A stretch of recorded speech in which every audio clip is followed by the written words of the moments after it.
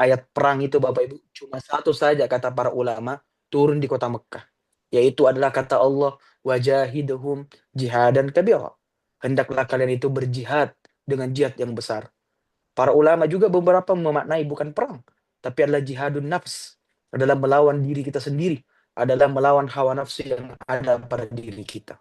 Itu saja ayat yang turun tentang surah yang dimana mengajarkan tentang syariat atau ayat perang itu sendiri. Maka Bapak Ibu, dalam surah Makkiyah itu menekankan tentang hari kiamat, tentang kebangkitan, hisab, surga, dan neraka. Tujuannya apa Bapak Ibu? Allah Ta'ala ingin menanamkan kepada kita bahwa keyakinan kita ini, itu kita hidup di dunia, tidak berhenti di dunia saja. Yang artinya Bapak Ibu, hidup kita di dunia itu akan berakhir dan berpindah ke alam yang lain. Bapak Ibu yang dimuliakan Allah Subhanahu wa taala. Kemudian saya menjawab pertanyaan selanjutnya, mungkin saya akan bisa jawab secara ringkas. Ada yang bertanya bahwasanya kalau umur kita di dunia hanya sekitar baina sittin wa sab'in, hanya umur 60 sampai 70 tahun bagi manusia. Sementara kehidupan akhirat ini Bapak Ibu itu berlangsung sangat lama. Apakah amal kita ini itu cukup menutupi dosa-dosa kita ini? Maka Bapak Ibu, selain daripada ibadah kita di dunia, sebagaimana yang kita bahas, adalah ibadah amal jariah yang mungkin beratus-ratus tahun itu akan terus ada. Seperti misalkan Bapak Ibu, ulama kita Imam Suyuti dari 500 tahun yang lalu sampai sekarang buku-bukunya masih kita pelajari. Buku-bukunya masih menjadi dasar. Al-Imam Syafi'i, Imam Malik, Imam Ahmad bin Hanbal, Imam Abu Hanifah, empat madhab ini atau empat madhab ini, itu ajarannya masih terpelihara, terwajib sampai sekarang. Nah ini bukti bahwasanya amal jariahnya akan terus ada. Nah timbul pertanyaan, bahwasanya ketika kita di hari akhir, itu kan ribuan tahun, bahkan di riwayat mengatakan 1.000 tahun, riwayat yang lain mengatakan 10.000 tahun yang lalu, 10.000 tahun. Maka Bapak Ibu, para ulama kita menjawab bahwasanya amal kita di dunia ini cukup, tetapi perlu digarisbawahi, cukup harus disertai dengan rahmatnya Allah. Jadi Bapak Ibu begini, ukuran dinisbahkan kepada Allah itu bukan kepada waktunya, bukan kepada lamanya suatu amal, tetapi nilainya, tetap kualitasnya, dan bagaimana kita mengorbankan diri kita untuk beramal di hadapan Allah. Jadi, itulah kenapa Bapak Ibu, banyak sekali amalan-amalan yang diajarkan Allah dan Rasul-Nya dan pahalanya berlipat ganda. Mengapa? Karena Allah tahu umur kita ini tidak cukup. Umur kita ini sangat singkat. Sehingga dengan adanya umur yang sangat singkat ini, kita melakukan pahala, amal pun itu akan terus berlipat ganda. Bapak Ibu yang dimuliakan Allah Subhanahu wa taala. Maka ketika kita berbicara tentang amalan, itu kita tidak menggunakan logika manusia. Karena kalau logika manusia pasti dihitung melalui durasi atau waktu. Tetapi kita menghitung dengan logika Allah. Yang artinya Bapak Ibu apa? Yang dinilai Allah adalah kualitas keikhlasan amalan seseorang. Bisa jadi Bapak Ibu sekalian melakukan amal yang kecil, tapi disertai dengan keikhlasan, disertai dengan tepat niatnya, disertai dengan benar cara melakukannya, maka bisa jadi Allah Ta'ala akan memberikan pahala tersebut itu berlipat ganda. Oleh sebab itu Bapak Ibu, Allah Subhanahu wa Ta'ala berfirman, Wallahu yudha'afu liman yasha, wallahu wasi'un alim. Allah Ta'ala itu melipat gandakan pahala bagi siapa saja yang Allah kehendaki. Wallahu wasi'un alim. Allah maha luas. Allah maha mengetahui segala apa yang dikerjakan manusia. Dalam hadis ini juga Bapak Ibu ada riwayat dari Nabi Shallallahu Alaihi Wasallam itu menegaskan bahwasanya la yadkhulu ahadum minkum al jannata bi'amali. Kata Nabi Shallallahu Alaihi Wasallam, kalian tidak akan bisa masuk surga dengan amal kalian. Kemudian para sahabat bertanya, ya Rasulullah, wala anta. Engkau juga ya Rasulullah. Kemudian Nabi Shallallahu Alaihi Wasallam menjawab, wala ana. Saya juga demikian seperti itu. Illa ayyatagammadani Allahu bifadlih wa rahmatih. Kecuali, kata Rasulullah SAW, Allah melimpahkan kemuliaannya, Allah melimpahkan rahmatnya. Karena itu Bapak Ibu, tidak ada satupun amal itu kita harus sombongkan.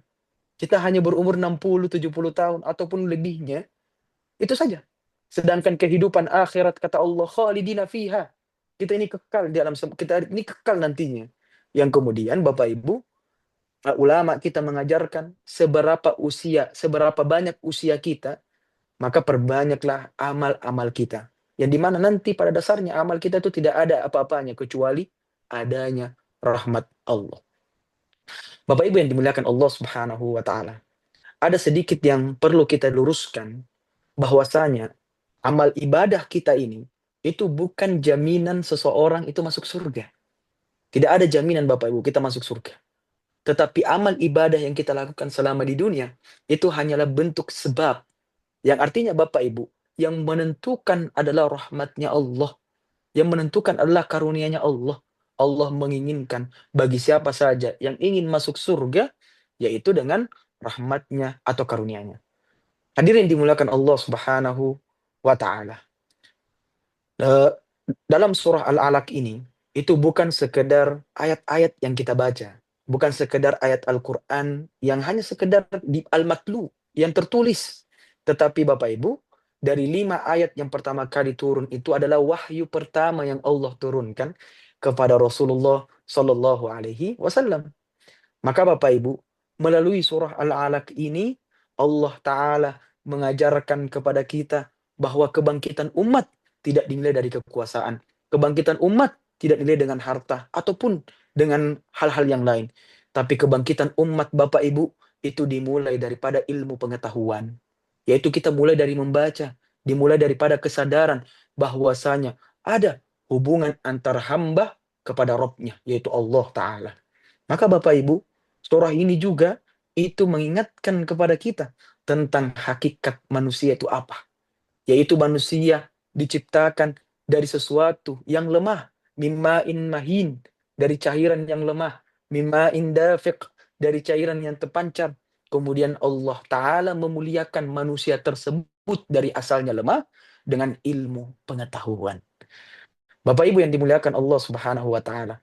Untuk itu Bapak Ibu, sebelum kita masuk, marilah kita niatkan hati kita, niatkan diri kita tenangkan pikiran kita luruskan niat kita untuk Allah taala, kita berharap kepadanya agar menjadikan wasilah ini membaca surah Al-Alaq sebagai bentuk menambah ketakwaan kita kepada Allah taala.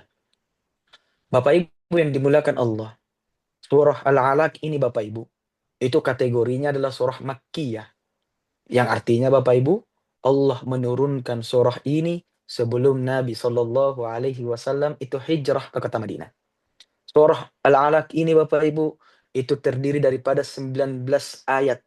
Dan para ulama kita sepakat bahwa inilah wahyu pertama yang Allah turunkan kepada Nabi Muhammad Sallallahu alaihi wasallam.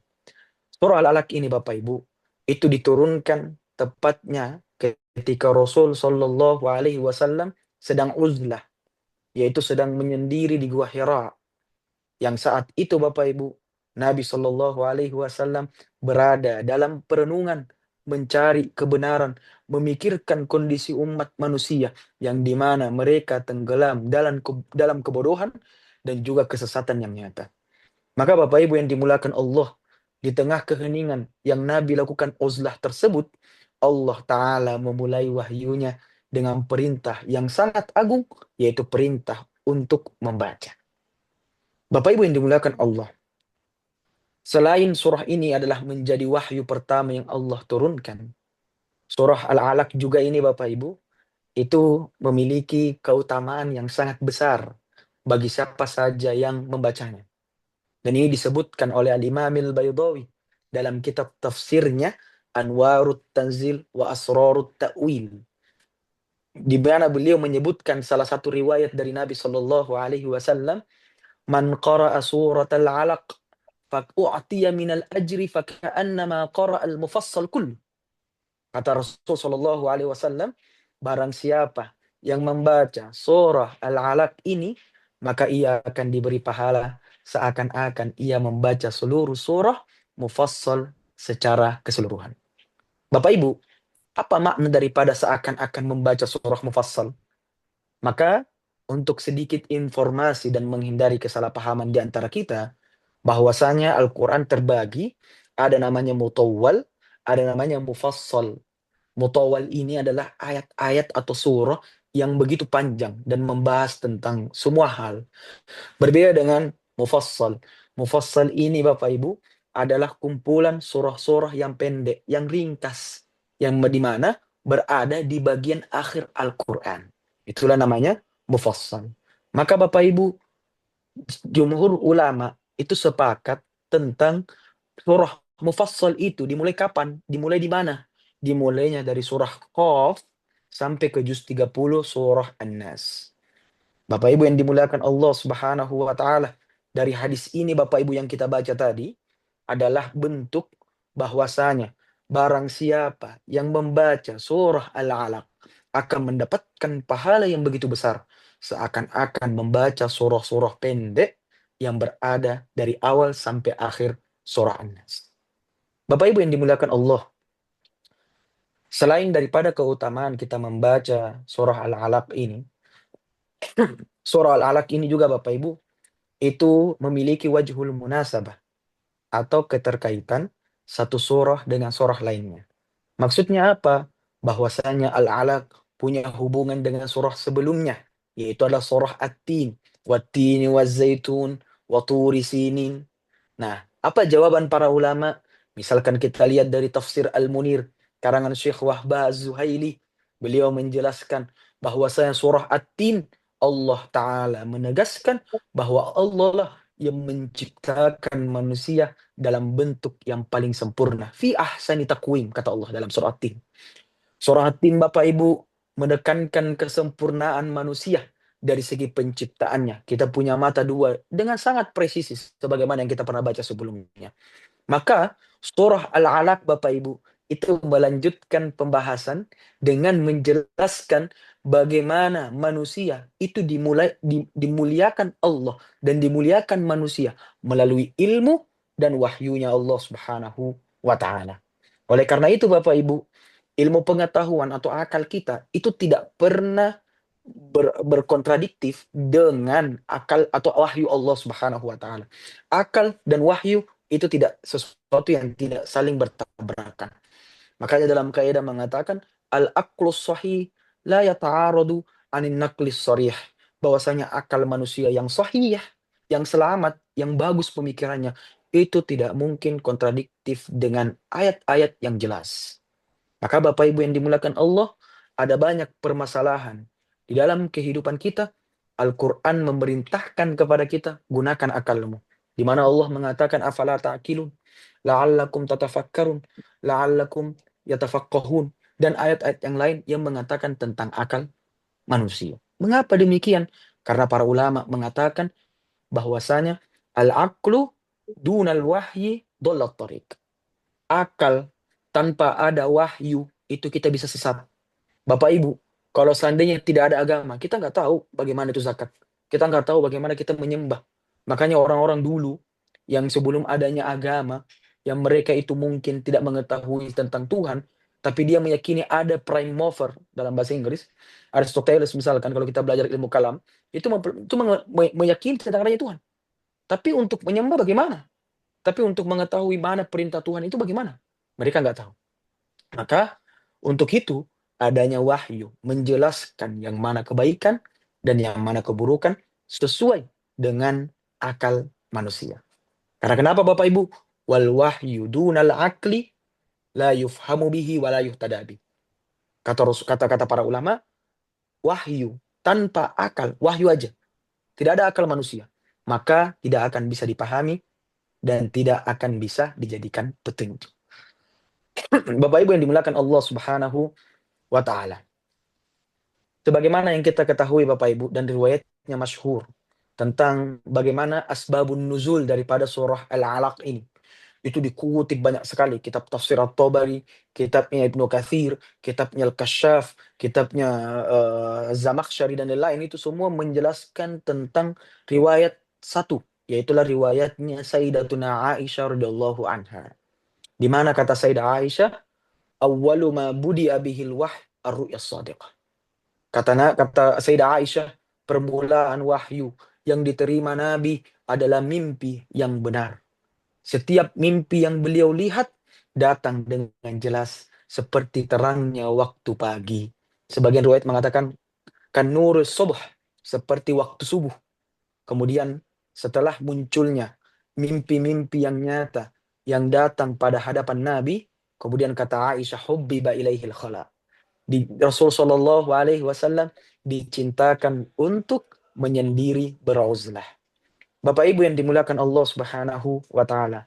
Nabi Shallallahu Alaihi Wasallam sebelum muncul sifat uzlahnya, sebelum dia menyendiri di Gua Hira, itu Nabi itu tetap bergaul. Nabi tetap bersosialisasi dengan masyarakat, tetap berdagang Nabi SAW. Namun Bapak Ibu, karena mimpi-mimpi yang terus datang dengan jelas, Rasul Shallallahu Alaihi Wasallam kemudian mencari makna daripada mimpi tersebut hingga akhirnya mendorong dirinya untuk menyendiri dan beruzlah di Gua Hira. Bapak Ibu sekalian, Gua Hira ini Bapak Ibu, itu berada di Jabal Nur. Bapak Ibu mungkin yang pernah melaksanakan umroh, pernah datang ke Jabal Nur, yang mencoba naik ke sana. Kita tahu Bapak Ibu, sulit sekali orang bisa naik ke Jabal Nur. Sulit sekali untuk sampai ke Gua Hira. Karena kenapa?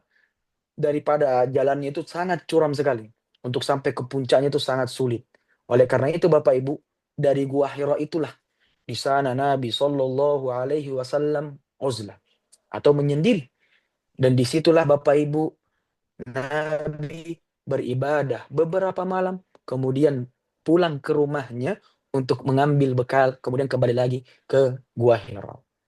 Bapak Ibu, maka ketika di pertengahan uzlahnya Nabi, yaitu tepatnya di bulan Ramadan, dan ada yang berpendapat tanggal 17 Ramadan, ada yang berpendapat tanggal 27 Ramadan di riwayat yang lain, Rasul Shallallahu Alaihi Wasallam berada di Gua Hira. Di tempat yang sunyi itu Bapak Ibu, datanglah kebenaran, datanglah wahyu Allah. Di mana Bapak Ibu, malaikat Jibril alaihi salam itu mendatangi Rasul sallallahu alaihi wasallam. Kemudian merangkul Nabi, kemudian mengatakan, "Iqra, bacalah." Rasul sallallahu alaihi wasallam mengatakan apa? "Ma ana biqari." Saya ini nggak bisa baca. Maka malaikat pun kembali merangkul Nabi sallallahu alaihi wasallam dengan rangkulan yang kata riwayat sangat kuat.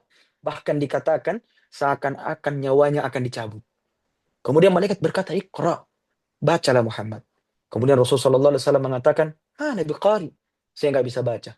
Di rangkulan ketiga itulah malaikat Jibril mengatakan kepada Nabi Muhammad, "Iqra bismi rabbikal ladzi khalaq, khalaqal insana min 'alaq," sampai ke ayat ke-5.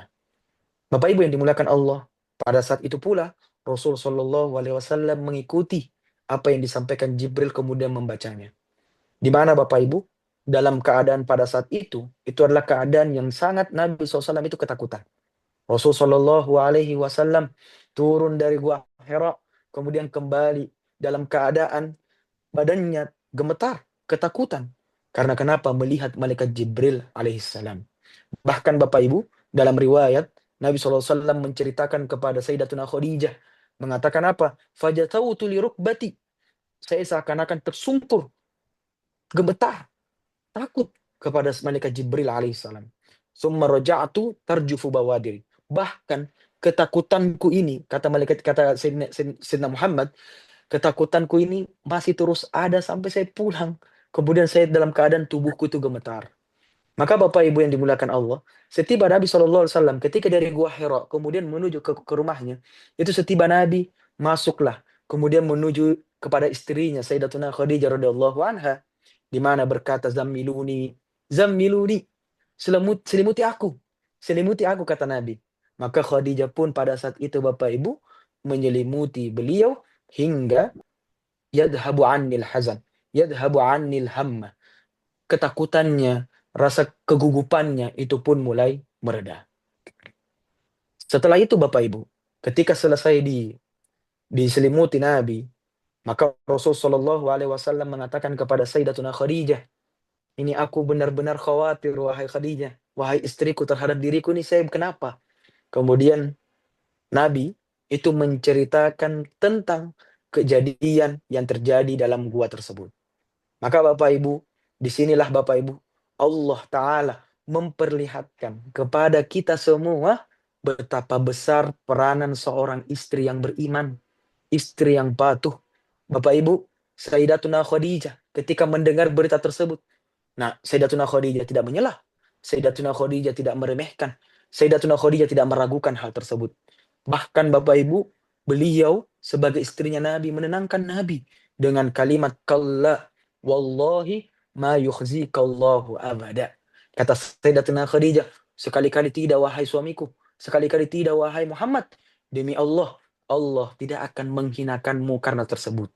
Maka Bapak Ibu yang dimulakan Allah Subhanahu wa taala, setelah Sayyidatuna Khadijah menenangkan Nabi Muhammad sallallahu alaihi wasallam, kemudian Sayyidatuna Khadijah mencari jalan keluar tentang kejadian yang terjadi pada diri suaminya.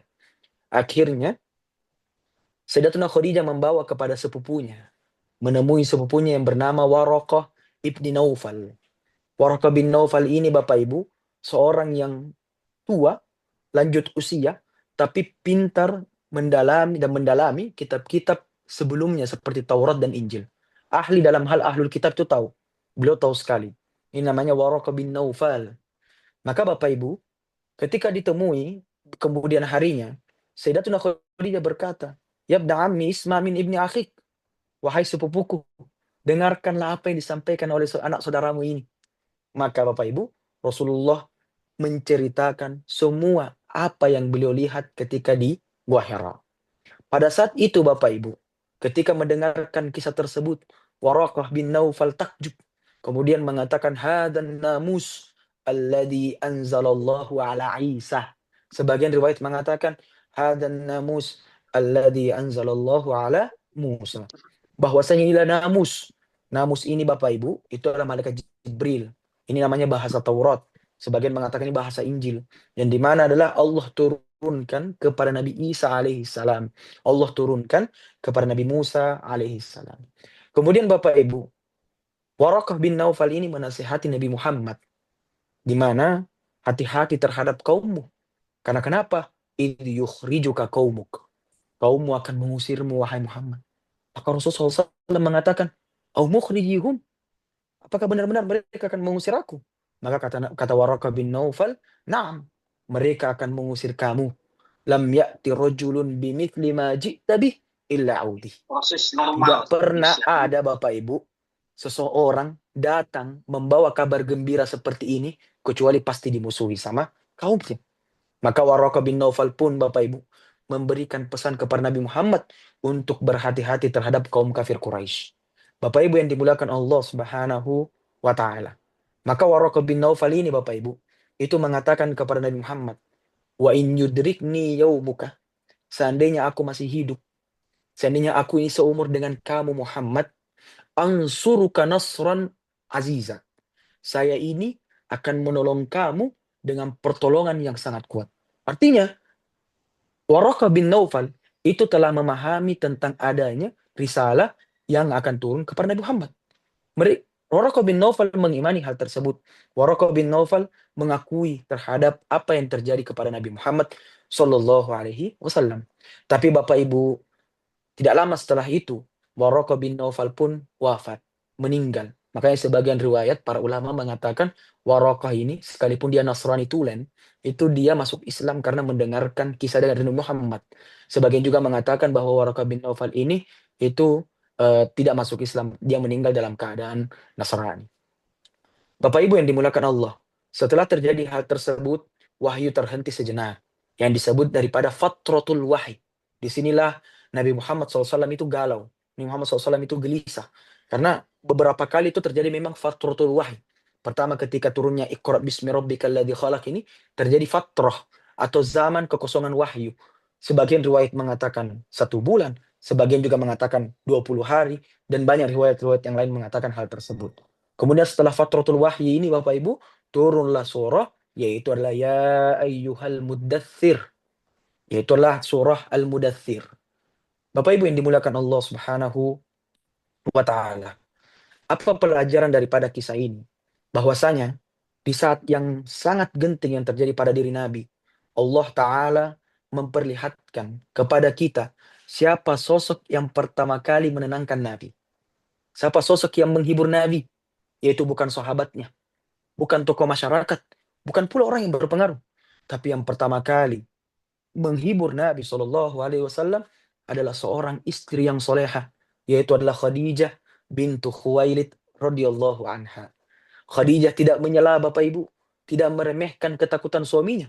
Bahkan beliau mendengar dengan penuh perhatian, bahkan menenangkan dengan keyakinan yang kokoh.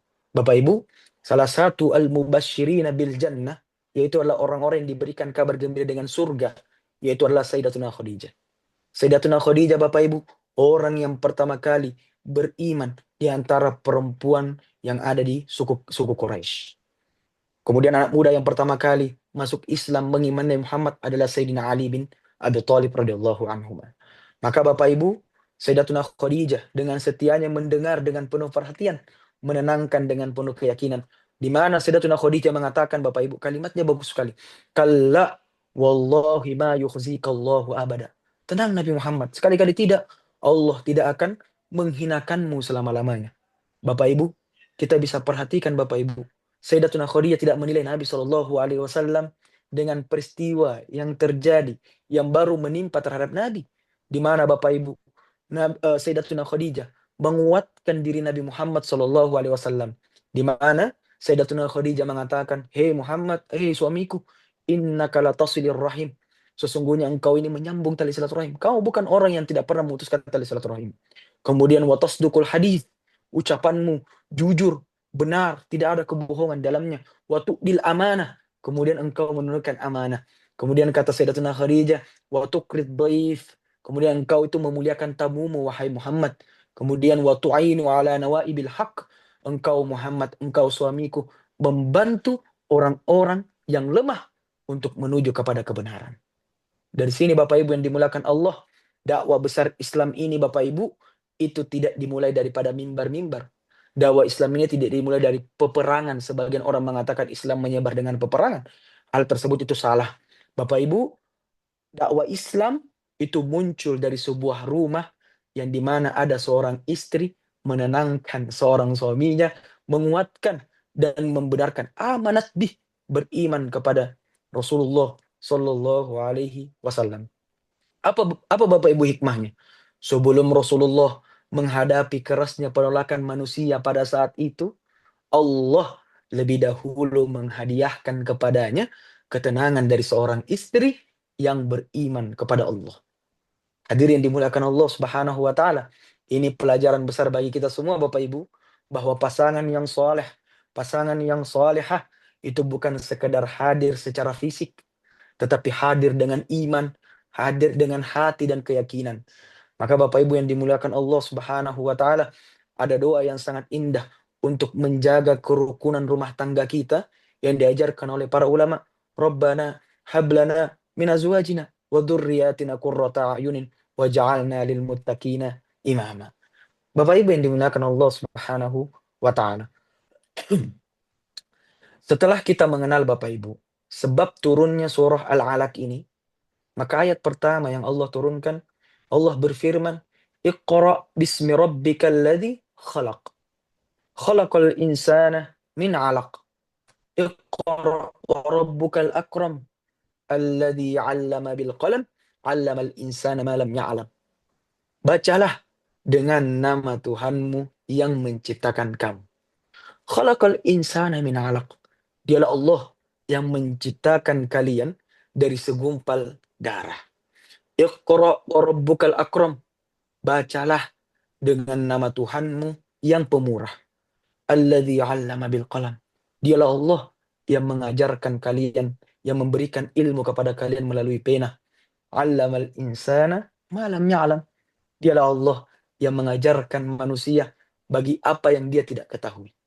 Bapak Ibu, surah Al-Alaq ini Bapak Ibu, itu dibuka dengan peristiwa membaca. Itulah perintah Allah terhadap membaca. Padahal Bapak Ibu, kita ketahui Nabi Muhammad Shallallahu Alaihi Wasallam adalah ummi, la yaqra wa la yaktub. Nabi tidak bisa membaca dan Nabi tidak bisa menulis. Dan Bapak Ibu, ini bukan sesuatu yang kontradiksi, ini bukan sesuatu yang tanakut, tapi justru Bapak Ibu, inilah bentuk persiapan Allah yang Allah kasih agar hati dan pikiran Nabi Muhammad itu siap menerima wahyu. Bapak Ibu, apa hikmahnya Nabi Muhammad SAW itu ummi, tidak bisa membaca, tidak bisa menulis. Selain daripada bentuk kemujizatannya, Bapak Ibu. Para ulama juga mengatakan Nabi Muhammad itu tidak bisa membaca, tidak bisa menulis. Itu karena sebabnya supaya Nabi Muhammad hanya mendapatkan ilmu dari Allah, tidak mendapatkan dari yang lain. Seandainya Bapak Ibu, Nabi Muhammad itu belajar dan bisa membaca, bisa menulis, orang kafir justru mengatakan Al-Quran buatan Nabi Muhammad. Al-Quran ini bukan ayatnya Allah, tapi buatannya Nabi Muhammad. Inilah kenapa para ulama mengatakan Allah menciptakan Nabi Muhammad tidak bisa membaca dan tidak bisa menulis. Bahkan sampai akhir ayatnya Bapak Ibu, Nabi Muhammad itu punya sekretaris. Muhammad punya sekretaris atau wakilnya yang diantaranya Zaid bin Haritha, Ka'ab bin Zuhair bin Abi Sulma, Abdullah bin Abbas. Itu semua sahabat-sahabat yang ketika menuliskan surat, Nabi cuma mengimla, Nabi cuma mendikte, kemudian sahabat menulisnya. Karena Nabi tidak bisa membaca, Nabi tidak bisa menulis. Tapi pada dasarnya Bapak Ibu, ini bukan bentuk kelemahan Nabi Muhammad. Bapak Ibu yang dimuliakan Allah Subhanahu wa taala. Iqra bismi rabbikal ladzi khalaq. Bacalah wahai Rasul Allah yang dimana Allah telah menciptakan kalian. Bismi rabbik, dengan menyebut nama Tuhanmu. Alladzi khalaq, yang menciptakanmu. Artinya Bapak Ibu, ilmu dan pengetahuan tidak bisa berdiri sendiri Bapak Ibu. Ilmu itu harus kita sandarkan kepada Allah. Ilmu itu harus lillahi ta'ala. Karena Bapak Ibu, kemampuan membaca, memahami, mengajarkan, itu bukan berasal dari manusia, melainkan dari Allah Subhanahu wa taala. Dan ini tegaskan dalam Al-Qur'an. Qul innama utitum ala ilmin indi. Dalam Al-Qur'an mengatakan wa ma utitum minal ilmi illa qalila. Tidaklah aku kata Allah kasih kalian itu adalah ilmu. Itu sedikit saja. Artinya Bapak Ibu, Allah taala menisbahkan, memberikan ilmu kepada manusia yang membuktikan bahwasanya kita ini mendapatkan pengetahuan berasal dari Allah Subhanahu wa taala. Bapak Ibu yang dimuliakan Allah, kita bisa perhatikan Bapak Ibu, Allah mengatakan bacalah bismi rabbikal ladzi khalaq. Bapak Ibu, dengan nama Tuhanmu yang menciptakan. Timbul pertanyaan Bapak Ibu, mengapa Allah itu menyebut kata sifat Allah menciptakan kalian? Mengapa demikian tersebut? Mengapa Allah tidak mengatakan Allah itu yang menurunkan ayat ini, alladzi anzala, dan lain-lain? Mengapa Allah tidak menyebut kalimat-kalimat lain? Maka saya mengambil daripada Al-Imam Al-Baydawi dalam tafsirnya menjelaskan bahwa Allah menyebut sifat alladzi khalaq, yaitu menciptakan kalian, karena Bapak Ibu, nikmat pertama kali untuk manusia adalah nikmat penciptaan. Munculnya nikmat-nikmat lain karena kita tercipta Bapak Ibu. Kalau kita tidak tercipta, tidak ada nikmat Allah yang kita dikasihkan. Tidak ada nikmat Allah yang diberikan kepada manusia. Maka penciptaan merupakan nikmat awal daripada atau nikmat dasar dari seluruh nikmat-nikmat lainnya. Bapak Ibu yang dimuliakan Allah, para ulama tafsir ini itu menjelaskan dan menyebutkan alladzi khalaqa, artinya dia yang menciptakan, itu bukan sekedar informasi Bapak Ibu, tapi ini merupakan alasan atau illah, alasan yang logis mengapa kenapa Allah memerintahkan kalian untuk membaca. Itulah kata para ulama menjawab hal tersebut juga. Bapak Ibu yang dimuliakan Allah, maka alladzi khalaqa itu merupakan alasan atau dasar kenapa Allah memerintahkan kepada Nabi Muhammad untuk membaca. Kenapa? Karena Allah telah menciptakan kamu Muhammad, maka hendaknya kamu Muhammad harus bisa karena Allah menciptakanmu. Bapak Ibu yang dimuliakan Allah Subhanahu wa taala. Iqra bismi rabbikal ladzi khalaq. Ayat ini Bapak Ibu itu bukan sekedar perintah untuk membaca, melainkan Bapak Ibu merupakan pertanda dimulainya risalah Nabi Muhammad SAW. Para ulama kita mengatakan Bapak Ibu, tidak ada kata yang lebih layak untuk membuka wahyu kecuali kata Iqra. Itulah kenapa Allah sangat pas, cocok sekali menurunkan ayat kata Iqra bismi rabbikal ladzi khalaq. Kenapa Bapak Ibu? Karena perubahan umat itu dimulai daripada ilmu. Bapak Ibu, kita tahu Nabi SAW sebabnya kenapa beliau itu menyendiri di Gua Hira, itu karena melihat kaumnya dalam keadaan kebodohan, melihat dalam keadaan jahili, ketidaktahuan terhadap Tuhan. Kalau mereka ditanya Bapak Ibu, apa agamamu? Pasti mereka mengatakan millat Ibrahim, agama Nabiullah Ibrahim. Tetapi agama Ibrahim yang mereka lakukan, yang mereka bawa adalah agama Ibrahim yang rusak, agama Ibrahim yang tidak sesuai dengan syariat Nabiullah Ibrahim alaihissalam. Maka Bapak Ibu, wahyu yang pertama kali Allah turunkan itu bukan sholatlah, bukan ibadahlah kepadaku, tapi wahyu yang pertama kali Allah turunkan, Iqra, bacalah. Yang artinya Bapak Ibu, sebelum kita beramal, hendaknya kita berilmu dulu. Hendaknya kita mengetahui amalan tersebut. Sebelum kita melangkah Bapak Ibu, kita harus tahu arah kehidupan kita ini apa. Sebelum kita berjuang Bapak Ibu, kita harus memahami tentang konsep kebenaran yang Allah berikan kepada kita. Inilah pesan, makna Iqra bismi rabbikal ladzi khalaq. Bapak Ibu yang dimuliakan Allah, itulah kenapa tidak heran Bapak Ibu, jikalau umat Islam itu pernah mencapai kejayaan besar dalam sejarah di masa Abbasiyah, Fatimiyah, bahkan sampai Turki Utsmani, semuanya bagus sekali. Di Mesir ini dinasti Mamalik, semuanya berjaya. Sampai sekarang bangunan-bangunannya megah, yang dimana bangunan-bangunan tersebut belum ada tercipta di masanya di negara lain. Di umat Islam sudah ada.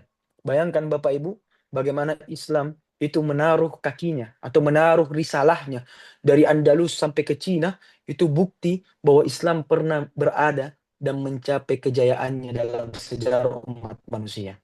Bapak Ibu yang dimuliakan Allah, kejayaan tersebut, kehebatan, kemegahan umat Islam itu bukan dimulai daripada kuantitinya, bukan dimulai daripada jumlahnya. Kita ini banyak Bapak Ibu, tapi kualitas kita ada nggak? Nah ini yang menjadi pertanyaan Bapak Ibu. Maka kejayaan itu Bapak Ibu tidak dimulai daripada istana-istana yang megah yang ada pada di masanya dulu. Tetapi Bapak Ibu, kejayaan umat Islam itu daripada ilmu pengetahuan, di mana dimulai dari halaqah-halaqah masjid, halaqah-halaqah kecil yang dilakukan mengaji Al-Quran, mengaji hadis, mengaji ilmu-ilmu yang lain yang mereka dapatkan dari Al-Quran dan Sunnah. Makanya Bapak Ibu muncul Khawarizmi, Ibnu Hita, Ibnu Hatim, kemudian muncul lagi Al-Farahidi, Sibawih, Al-Jurum dan lain-lain. Semua ini ulama-ulama yang merupakan mereka mengkaji dari ayat-ayat Allah yang kemudian diterapkan dalam ilmu pengetahuan. Bapak Ibu yang dimuliakan Allah Subhanahu wa taala. Oleh karena itu, ilmu ilmu pengetahuan Islam itu dimulai daripada masjid, dimulai daripada musola. Musola ini Bapak Ibu, masjid ini Bapak Ibu, itu kita tidak hanya jadikan sebagai tempat ibadah, tapi kita jadikan sebagai makan ijtimaiyah, tempat sosial di mana kita bisa mendidik anak yatim di dalamnya. Kita mengajarkan Al-Qur'an di dalamnya. Kita bisa memulai dengan majelis-majelis ilmu yang di mana Bapak Ibu ketika suatu masjid tidak ada di dalamnya atau tidak dihidupkan dengan majelis ilmu Bapak Ibu, maka sejatinya belum menghidupkan ruh kejayaan Islam yang pernah ada. Bapak Ibu yang dimuliakan Allah Subhanahu wa taala, kalau Bapak Ibu sekalian melihat mungkin eh, Nabi Shallallahu alaihi wasallam itu ummi, tidak bisa membaca, kemudian Allah jadikan sebagai sumber ilmu, maka bagaimana dengan kita Bapak Ibu? Allah memberikan akal yang sahih, akal yang sehat, badan kita yang kuat, maka tidak mustahil bagi Allah untuk memberikan keilmuan, memberikan pengetahuan yang Allah berikan kepada kita. Khususnya disandarkan Bapak Ibu, selain daripada kita belajar, itu kita subsisi adalah kita bertakwa kepada Allah Ta'ala. Bapak Ibu yang dimuliakan Allah, maka Allah Ta'ala menjadikan Nabi Muhammad itu sebagai masdarul ilm, sumbernya ilmu. Kita lihat bukti Bapak Ibu. Ini bentuk kebanggaan kita atau kebahagiaan kita bisa mengimani Nabi Muhammad. Bapak Ibu yang dimuliakan Allah, tidak ada satu manusia itu menciptakan banyak karya kecuali Nabi Muhammad. Bapak Ibu sekalian, mungkin Bapak Ibu melihat buku-buku yang ada di belakang saya latarnya ini. Ini buku-buku beneran. Semua buku-buku ini cuma satu hal. Itu membahas terhadap Al-Quran dan Sunnah. Belum lagi nanti Bapak Ibu, tanggal 23 di Mesir ini akan datang nanti namanya Ma'radid Dauli. Adalah pameran buku internasional. Ada 4 gedung besar itu menjual buku-buku tentang sejarah Islam. Buku-buku tentang Islam. Mau Al-Quran, hadis, fikih, mantik, tafsir, dan semuanya ada. Dan Bapak Ibu, kehebatan agama kita itu tidak pernah tunduk kepada konteks, tapi dia sejalan dengan peristiwa yang terjadi di masa kita. Yang artinya Bapak Ibu, ayat Al-Quran, solihun likulli zamanin wa makan. Al-Quran akan cocok tergantung dari tempatnya dan waktunya. Bapak Ibu yang dimuliakan Allah, realita yang terjadi dalam kehidupan kita itu tidak pernah sama sekali kontradiktif terhadap ayat-ayat Allah. Itu tergantung kepada kitanya, bagaimana kita memahami ayat Al-Quran, bagaimana kita memahami hukum-hukum Allah. Bapak Ibu yang dimuliakan Allah Subhanahu wa taala, pada intinya ujung-ujungnya adalah Bapak Ibu, semua buku-buku dalam Islam itu kembalinya sumbernya hanya satu, itu kembali kepada Rasul sallallahu alaihi wasallam. Bapak Ibu yang dimuliakan Allah, Bapak Ibu mungkin bisa lihat di atas ini warna hijau, itu bukunya namanya Fathul Bari ala Syarhi Sahihil Bukhari. Karangannya Ibnu Hajar Al-Asqalani. Apa yang dia bahas? Jutaan hadis ada dalam kitab tersebut. Makanya ada 19 jilid. Merupakan kitab yang pertama paling mahal yang saya beli. Yang kedua kitab paling berat yang saya punya. Karena memuat terhadap hadis-hadisnya Nabi Muhammad Sallallahu Alaihi Wasallam. Inilah salah satu bentuk kenapa kita harus bangga kepada Nabi Muhammad. Karena salah satunya manusia yang punya keilmuan itu dibahas sampai sekarang. Bapak Ibu yang dimuliakan Allah Subhanahu wa taala. Setelah Allah memerintahkan untuk membaca di pada ayat pertama Iqra, bacalah, Allah kemudian Bapak Ibu menjelaskan terhadap hakikat penciptaan manusia. Maka manusia ini Bapak Ibu diciptakan dari apa? Kata Allah, khalaqal insana min 'alaq. Dialah Allah menciptakan kalian dari alaq. Alaq ini adalah segumpal darah. Baru kalau nanti berubah dari darah ini menjadi mudghah. Nah, peristiwa-peristiwa ini digambarkan dalam Al-Quran dan sesuai dengan konsep ilmiah di zaman sekarang. Dan Al-Quran 1400 bahkan ribuan tahun yang lalu telah menggambarkan proses manusia itu tercipta. Bapak Ibu, mustahil kalau Bapak Ibu pernah umroh, melihat keadaan Mekah itu gersang, tidak ada apa-apa. Kenapa Nabi Muhammad SAW mengetahui tentang proses tersebut? Di mana pada saat itu Bapak Ibu, mungkin orang-orang kafir Quraisy ketika hamil istrinya dan semacamnya, itu mungkin masih menggunakan dukun. Belum ada proses ilmiah. Tapi Nabi Muhammad sudah menggambarkan dalam Al-Quran bahwa ini membuktikan. Ini adalah firman Allah yang bukan kalam kadhib, bukan kalam pembohongan. Bapak Ibu yang dimuliakan Allah Subhanahu wa taala, khalaqal insana min 'alaq. Allah menciptakan dari alaq. Ya, artinya adalah segumpal darah yang membeku. Bisa juga Bapak Ibu sebagian riwayat mengatakan bahwasanya Allah menciptakan ini itu adalah sesuatu yang melekat di dinding. Itu namanya alaq. Di dinding rahim perempuan itu melekat di situ. Itulah namanya alaq. Maka Bapak Ibu, Allah menciptakan kita sebagai manusia. Itu makhluk yang paling mulia. Bahkan disebutkan dalam Al-Quran, وَلَقَدْ كَرَّمْنَا بَنِي Adam. Sungguh kami telah memuliakan anak cucu Adam. Ya, artinya Bapak Ibu, kita mulia karena diberikan kemampuan berbicara dan juga diberikan akal, diberikan wahyu oleh Allah Subhanahu wa taala. Dan juga Bapak Ibu, Allah menugaskan kepada kita taskhirul qaum, yaitu adalah diberikan kemampuan untuk mengelola semua alam semesta ini yang menjadi khalifatan fil ard, menjadi khalifah di muka bumi ini. Bapak Ibu yang dimuliakan Allah Subhanahu wa taala. Karena itu Bapak Ibu, Al-Imam Al-Baraghi dalam tafsirnya itu menyimpulkan dalam satu hal yang penting, bahwa Allah, Tuhan kita, itu mampu menciptakan manusia dari segumpal darah, bahkan dari air yang sangat hina. Maka Bapak Ibu, kalau Allah mampu melakukan hal tersebut, maka pasti Allah mampu menjadikan Nabi Muhammad menjadi seseorang yang bisa membaca ayat-ayat Allah. Bapak Ibu, dulu di zaman Arab sampai sekarang itu mereka itu punya budaya tutur dibanding menulis. Makanya sebagian orang mengatakan bahwasanya orang-orang Arab itu kuat hafalannya. Jadi mereka itu punya ingatan atau hafalan yang kuat. Makanya kenapa Al-Quran itu terjaga. Karena orang Arab itu kuat banget hafalannya. Nah, budaya tutur inilah yang kemudian mengakar, menyebabkan ada beberapa di kalangan kafir Quraisy itu tidak bisa membaca tulisan Arab. Makanya mereka banyak ketika menyebutkan syair itu banyak sekali langsung keluar dari kepalanya. Kenapa? Karena mereka punya budaya hafalan. Bahkan Bapak Ibu, membaca, menulis itu merupakan aib bagi orang Arab. Para ulama mengatakan, mengapa? Karena Bapak Ibu, orang-orang Arab ketika dia bisa menulis atau membaca, maka pasti mereka itu punya kelemahan terhadap hafalan ingatannya. Dianggap tua, dianggap tidak bisa menghafal. Ini dianggap lemah sebagai manusia. Bapak Ibu yang dimuliakan Allah Subhanahu wa taala.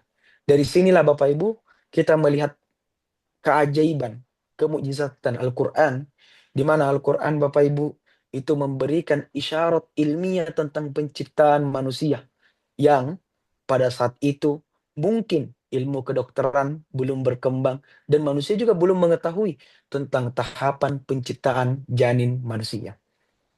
Bapak Ibu, Allah kemudian berfirman, "Iqra wa rabbukal akram." Perintah ini kemudian diulang Bapak Ibu. Perintah terjadi namanya taukid, adalah pengulangannya terjadi karena kesungguhan yang terus-menerus. Karena itu Bapak Ibu, Allah Ta'ala berfirman, "Sanuqri'uka fala tansa." Kami akan membacakan kepadamu terus-menerus. Fala tansa, agar engkau tidak melupakan Muhammad. Itulah Bapak Ibu, kata Iqra ini terulang 2 kali. Tujuannya apa?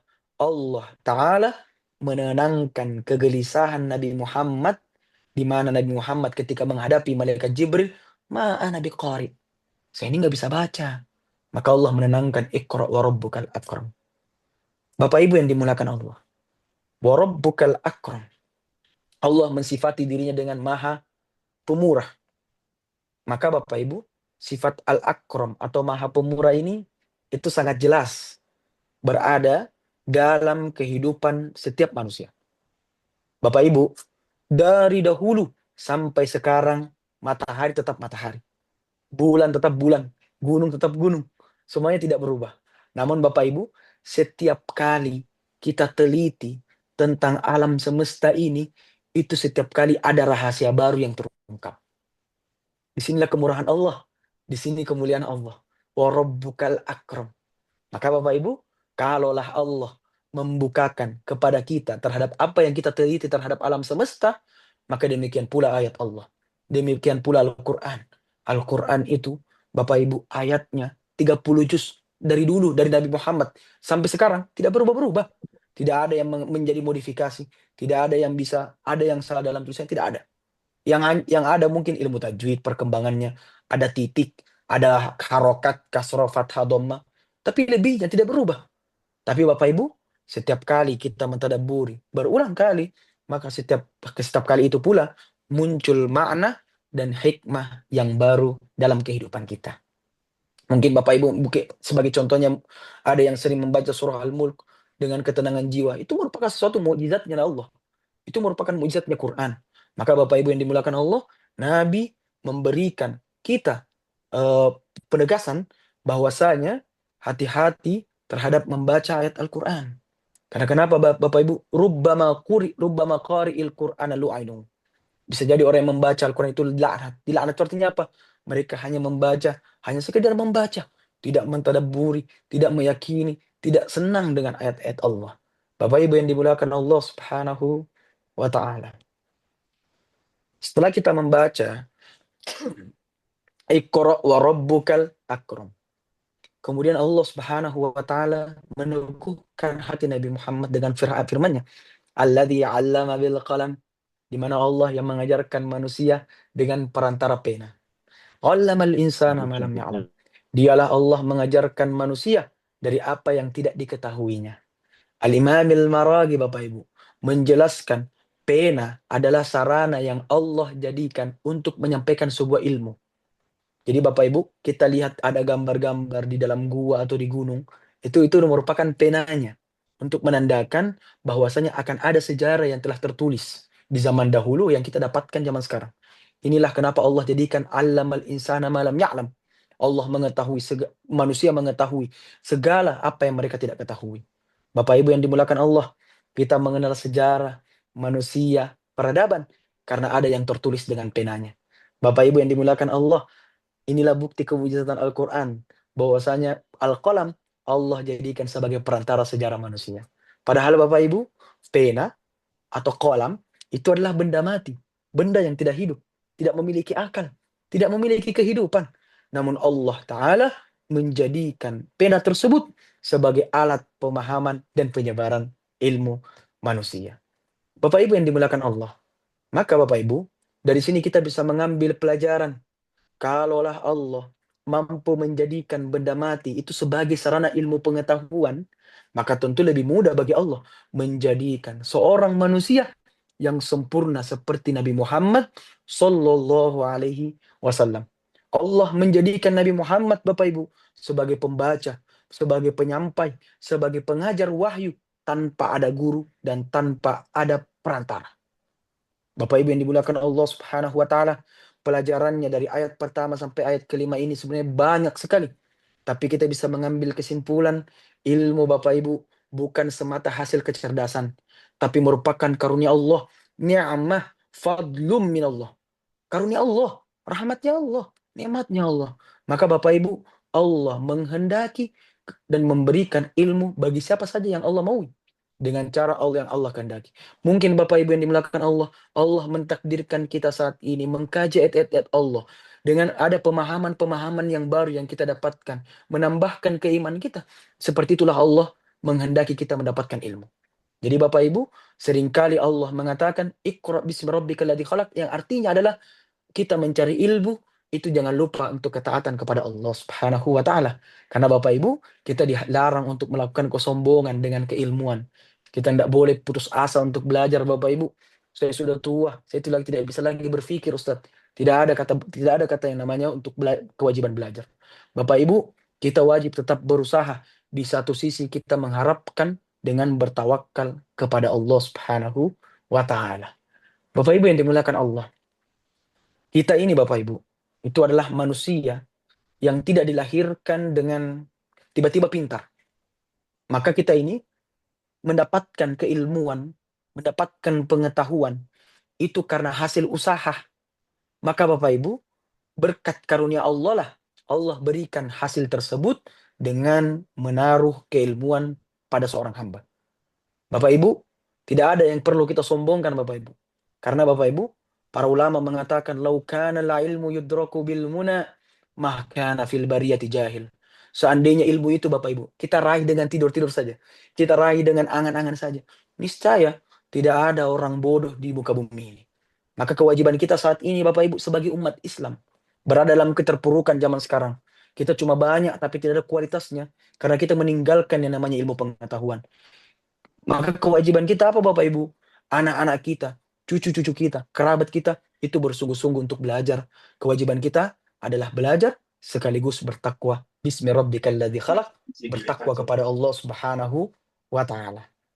Hadirin dimuliakan Allah Subhanahu wa taala. Kemudian Bapak Ibu, Al-Qur'an tidak berhenti pada pujiannya terhadap manusia. Al-Qur'an Bapak Ibu tidak hanya mengajarkan nikmat, tapi Al-Quran juga adalah nadhir, mengingatkan kepada bahaya, mengingatkan kepada mafsadah, kerusakan untuk manusia. Maka Bapak Ibu, di ayat selanjutnya dan seterusnya, Allah Ta'ala menggambarkan satu-satu tabiat manusia yang sangat berbahaya. Di mana Bapak Ibu, tabiat manusia ini seringkali muncul saat manusia merasa cukup dengan keilmuannya, cukup dengan hartanya, cukup dengan kekuasaan dan jabatannya. Bapak Ibu yang dimuliakan Allah, Allah Ta'ala berfirman, kalla, sekali-kali tidak, innal insana la yatgha ar-ra'ahu istaghna, inna ila rabbika ar-ruj'a, ara'aita alladhi yanha 'abdan idza shalla. Kalla, innal insana la yatgha. Sungguh manusia itu melampaui batas. Kapan manusia itu melampaui batas Bapak Ibu? Ar-ra'ahu istaghna. Ketika melihat dirinya itu cukup, tidak butuh terhadap siapapun, termasuk tidak butuh kepada Allah. Inna ila rabbikar ruj'a. Sesungguhnya Bapak Ibu, hanya kepada Tuhanmu lah kalian kembali. Ara'aital ladzi yanha. Bagaimana pendapatmu tentang orang-orang yang yanha, melarang orang ibadah? Yaitulah abdan idza shalla. Nabi Muhammad ketika melaksanakan sholat. Maka Bapak Ibu, di ayat ke-10 ini pada dasarnya itu turun kepada seseorang, yaitu disebut Abu Jahal. Abu Jahal ini bernama Amr bin Hisham. Bapak Ibu yang dimuliakan Allah Subhanahu wa taala. Ketika Allah taala berfirman, "Kalla innal insana la yatgha." Sekali-kali tidak. Sungguh manusia itu benar-benar melampaui batas. Kita perhatikan Bapak Ibu, kata kalla ini itu peringatan tegas, namanya rad'un wa zajrun kalau bahasa Arabnya. Peringatan tegas untuk menghentikan sikap tersebut. Jadi Bapak Ibu, ayat ini itu bukan sekedar menegur manusia, tapi membongkar penyakit jiwa yang sangat besar yang ada pada diri manusia. Yaitu apa Bapak Ibu? Kecenderungan untuk melampaui batas dan mereka merasa cukup tidak butuh kepada Allah. Ini adalah hal-hal yang Allah Ta'ala tegurkan kepada kita semua. Kalla innal insana la yatagha. Bapak Ibu yang dimuliakan Allah. Ayat ini sebagaimana yang kita katakan bahwasanya turun kepada Abu Jahal laknatullah alaihi, yang dimana Allah jadikan simbol manusia yang paling merasa cukup, manusia yang paling sombong, manusia yang merasa bahwa dia punya harta dan kedudukan dan banyak pengikutnya. Maka Bapak Ibu, dengan nada nada mengejeknya Abu Jahal, Abu Jahal itu pernah mencela Nabi Muhammad SAW. Bahkan mengatakan, ya Muhammad, yaz'amu anna man istaghna tagha. Faj'al lana jibala Makkah dahaban wa fiddata. Wahai Muhammad, kata Abu Jahal, engkau mengetahui bahwasanya ada orang yang merasa cukup tidak butuh kepada Tuhanmu, itu dia katakan melampaui batas. Kalau begitu Muhammad, jadikan gunung-gunung Mekah ini itu sebagai emas atau perak. Kalau kamu bisa jadikan hal tersebut, maka kami tinggalkan agama kami dan mengikuti kepada agamamu. Maka apa yang terjadi Bapak Ibu? Allah kemudian memberikan pilihan kepada Nabi Muhammad. Jika mujizat itu diturunkan kemudian mereka itu kufur, artinya ketika Allah ingin menjadikan gunung-gunung di Mekah ini emas dan perak, kemudian mereka kufur, maka azab pun akan disegerakan oleh Allah. Oleh karena itu Bapak Ibu, Rasul Shallallahu Alaihi Wasallam itu memilih untuk tidak menjadikan gunung-gunung yang ada di kota Mekah menjadi dahaban wa fiddah, yaitu emas dan perak. Untuk apa Bapak Ibu? Nabi memilih untuk menahan azab. Sebagai bentuk Bapak Ibu, rahmatnya beliau kepada umatnya. Bahkan Bapak Ibu, rahmatnya Nabi Muhammad tidak hanya kepada kita, tapi kepada orang-orang yang memusuhinya. Bapak Ibu yang dimuliakan Allah Subhanahu wa taala. Pada ayat ke-8 Bapak Ibu, ini menjadi jawaban daripada ayat ke-6, kalla innal insana yatagha ar-ra'ahu istaghna inna ila rabbika ruj'a. Bahwasanya Bapak Ibu, kepada Tuhanmu lah tempat kembali. Ini jawabannya. Kalau kalian tuh berlampaui batas, kalau kalian ini membangkang, berlebihan, maka ayolah kembali kepada Tuhanmu. Tuhanmu menunggumu. Jadi Bapak Ibu, maknanya sangat jelas bahwasanya kesewenang-wenangan manusia itu Bapak Ibu, itu tidak akan dibiarkan terus-menerus itu terjadi. Karena Bapak Ibu, pada akhirnya semua akan kembali kepada Allah Subhanahu wa taala. Hadirin yang dimuliakan Allah. Al-Imam Ar-Razi itu menjelaskan bahwa ayat ini menegaskan bahwasanya manusia akan melihat secara pasti balasan terhadap apa yang mereka lakukan. Baik itu mereka berlaku taat, baik itu mereka melakukan kejahatan, maka semuanya akan diberikan hukuman terhadap pembangkangan yang mereka lakukan. Bapak Ibu, semua amal, baik itu hal yang baik ataupun yang dosa, yang dulu kita anggap kecil, dulu kita anggap sepele, kemudian itu didiamkan, kemudian itu kita biarkan saja, kita acuhkan, maka semuanya akan dihadapi di hadapan Allah tanpa ada yang tersisa. Oleh karena itu Bapak Ibu, memang kita belum dapatkan efeknya kita berlaku dosa. Karena Allah mengatakan, wala tahsabannallaha ghafilan amma ya'malul zalimun. Hei, jangan sekali-kali engkau mengira bahwa Allah lalai terhadap apa yang kalian lakukan dalam bentuk kedolimanmu. Sesungguhnya innama yuakhiruhum. Allah Ta'ala ini menangguhkan saja. Kita tunggu nanti pada waktunya. Pada waktunya entah Allah membalas kalian itu di dunia atau Allah membalas kalian itu di akhirat. Bapak Ibu yang dimuliakan Allah Subhanahu wa taala, diamnya Allah itu bukan berarti ridho terhadap kezaliman, terhadap kemaksiatan. Penundaan azab ini Bapak Ibu, itu bukan berarti Allah lupa, tapi semua Allah catat dan semuanya menunggu pada waktunya. Dan ini digambarkan dalam Al-Quran sebagaimana ayat yang kita baca tadi. Bapak Ibu yang dimuliakan Allah. Maka Bapak Ibu, karena itu ayat ini Bapak Ibu, inna ila rabbika ruja'a, itu diletakkan setelah ayat-ayat sebelumnya yang Allah tegurkan kepada kita atau orang musyrikin bahwasanya tentang kesombongan, tentang kedoliman, inna ila rabbika ruja'a. Kalian akan kembali kepada Allah Ta'ala. Bapak Ibu yang dimuliakan Allah Subhanahu wa Ta'ala. Kemudian Allah Subhanahu wa Ta'ala berfirman, Ara'aita alladhi yanha 'abdan idza shalla. Bagaimana pendapatmu jikalau kalian itu melihat Nabi Muhammad? Ara'aita alladhi yanha 'abdan idza shalla. Jikalau kalian melihat Nabi Muhammad salat di Ka'bah, kemudian 'abdan idza shalla. Di sini Bapak Ibu itu turun berkenan dengan Abu Jahal laknatullah alaih.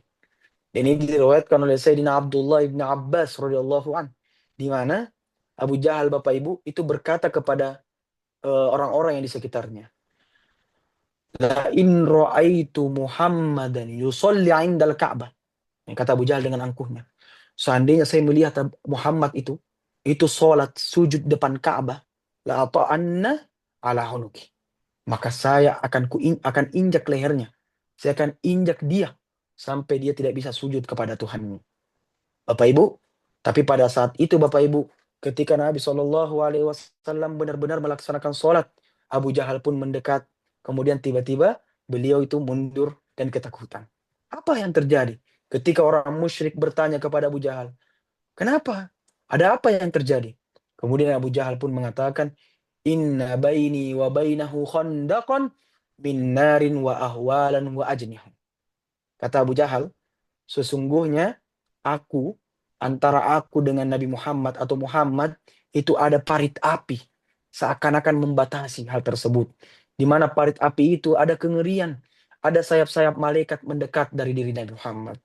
Maka Bapak Ibu, hal tersebut tidak sempat terjadi ingin menyiksa Nabi Muhammad yang dilakukan oleh Abu Jahal. Maka Bapak Ibu yang dimuliakan Allah, peristiwa tersebut sampai ke telinga Nabi Muhammad. Ketika pada saat itu di rumahnya Nabi Muhammad, datanglah seorang sahabat, yaitu Sayyidina Ali, menyampaikan kabar bahwasanya Abu Jahal ingin menyakitimu, tapi tidak sempat terjadi hal tersebut. Maka Rasulullah SAW mengatakan, Laudana minni lakhtatafathul malaikah udwan udwa. Seandainya Abu Jahal itu mendekat ketika saya sholat, niscaya para malaikat akan mencabik-cabik seluruh tubuhnya, sedikit demi sedikit. Lakhtatafathul malaikah udwan udwa. Bapak Ibu yang dimuliakan Allah, Al-Imam Ar-Razi itu mengingatkan kepada kita bahwasanya sekalipun ini turun kepada Abu Jahal laknatullah alaih, tapi Bapak Ibu, hikmahnya itu berlaku umum kepada kita semua. Makanya bagi orang yang mempelajari ilmu tafsir, banyak sekali kaidah-kaidah yang disepakati oleh para ulama. Di antaranya adalah mengatakan al-ibratu bi'umumil lafzi la bi khususis sabab. Yaitu adalah yang menjadi ibrah, pelajaran seseorang itu dilihat daripada keumuman lafadznya, bukan kekhususan sebabnya. Karena Bapak Ibu, ketika kita mengatakan, oh ini ayat turun kepada Abu Jahal saja, tidak kepada kita. Tidak begitu. Al-Quran turun sekalipun ada asbabun nuzulnya kepada satu orang, itu bisa kena kepada kita. Mengapa Bapak Ibu? Karena faktanya Bapak Ibu, setiap manusia di antara kita, itu pasti memiliki potensi yang sama seperti Abu Jahal. Yang sama seperti kaum musyrikin. Mungkin kita pernah merasa cukup, merasa kuat, merasa berkuasa, dan mungkin kita mampu, mudah untuk melampaui batas.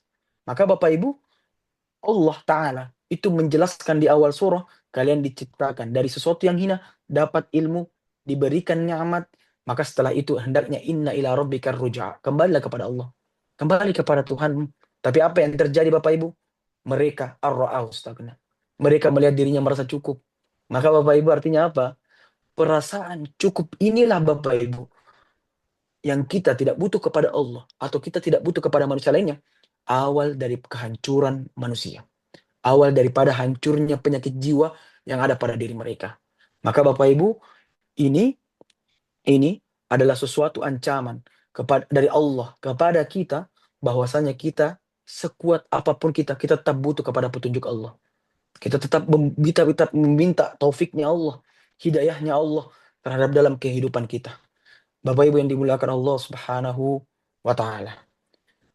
Dari sini Bapak Ibu, setelah Allah mengingatkan bahwasanya kesombongan itu pasti berujung kepada satu kepastian. Kalian semua akan kembali kepada Allah.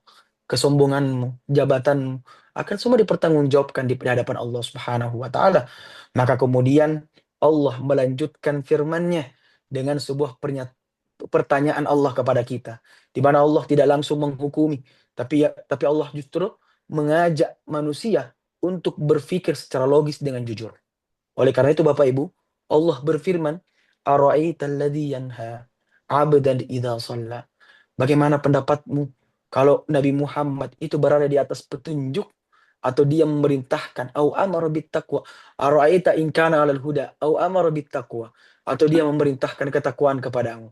Maka dari sini Bapak Ibu, pada dasarnya Bapak Ibu, ibadah yang dilakukan oleh Nabi Muhammad, baik itu sholatnya, zakatnya, puasanya, hajinya, itu cuma mencerminkan dua hal yang harus kita ambil. Ibadah kita ini Bapak Ibu, itu harus berlandaskan dua hal kata para ulama. Pertama adalah harus alal huda, berada di atas petunjuk. Kemudian Bapak Ibu, au amara bittaqwa. Kita beribadah ini itu mengajak diri kita dan orang lain, keluarga kita, kepada ketakwaan. Dua saja intinya ibadah kita itu Bapak Ibu. Yang artinya Bapak Ibu, ketika Nabi SAW melakukan ibadah, itu tidak hanya memberikan manfaat kepada pribadinya, tapi justru Nabi Muhammad mengarahkan manusia, seluruh umatnya, kembali kepada ke jalan kebenaran. Bapak Ibu yang dimuliakan Allah Subhanahu wa taala. Namun Bapak Ibu, ayat selanjutnya, orang-orang manusia atau orang musyrikin pada umumnya, in kadzdzaba wa tawalla. Ara'aita in kadzdzaba wa tawalla. Mereka ini justru berpaling, mendustakan Nabi Muhammad sallallahu alaihi wasallam. Nah, Bapak Ibu yang dimuliakan Allah, ayat ini ara'aita in kadzdzaba wa tawalla. Ayat ini Bapak Ibu menjelaskan tentang kehidupan dan keadaannya Abu Jahal, di mana dia tidak sekedar tidak percaya kepada Nabi Muhammad, tapi justru menolak kebenaran. Dan menolak kebenarannya Bapak Ibu, itu dengan sengaja. Padahal Bapak Ibu, dia tahu, bahkan orang musyrikin yang lain, itu tahu kebenaran itu nyata kepada Nabi Muhammad. Bapak Ibu yang dimuliakan Allah, hidayah yang ada pada Nabi Muhammad, itu bukan karena Abu Jahal itu tidak tahu, tapi memang karena kesombongannya. Oleh karena itu Bapak Ibu, para ulama kita sepakat bahwasanya banyak pembesar Quraisy itu sebenarnya mengakui risalah Nabi Muhammad, mengakui agama Nabi Muhammad. Namun Bapak Ibu, mereka takut akan kehilangan jabatannya, takut akan kehilangan kedudukannya, pengaruhnya, dan kekuasaannya. Karena itu Bapak Ibu, mereka berpaling di jalan Allah Subhanahu wa taala. Bapak Ibu yang dimuliakan Allah, kita bisa misalkan lihat contoh dari riwayat-riwayat yang banyak sekali tentang bagaimana penyaksian orang-orang kafir Quraisy terhadap kemujizatan Al-Quran. Di mana mereka termasuk adalah salah satunya Al-Walid ibn al-Mughirah, salah seorang pembesar Quraisy, di mana ia pernah menguntit Nabi, mengikuti Nabi SAW pada suatu malam. Kemudian pada saat itu Nabi SAW membaca Al-Quran. Setelah mendengarnya, dia mengatakan, Wallahi, hada laysa min kalamil bashar. Demi Allah, ini bukan ucapan manusia. Wallahi, sami'atul halawa. Saya mendengarnya enak banget. Saya mendengar hal tersebut sesuatu yang indah. Sesuatu yang pas dalam telinga saya. Bapak Ibu, bagaimana Umar bin Khattab terpengaruh dengan membaca surat Thaha, ma anzalna alaikal Qur'ana litashqa. Bapak Ibu yang dimuliakan Allah.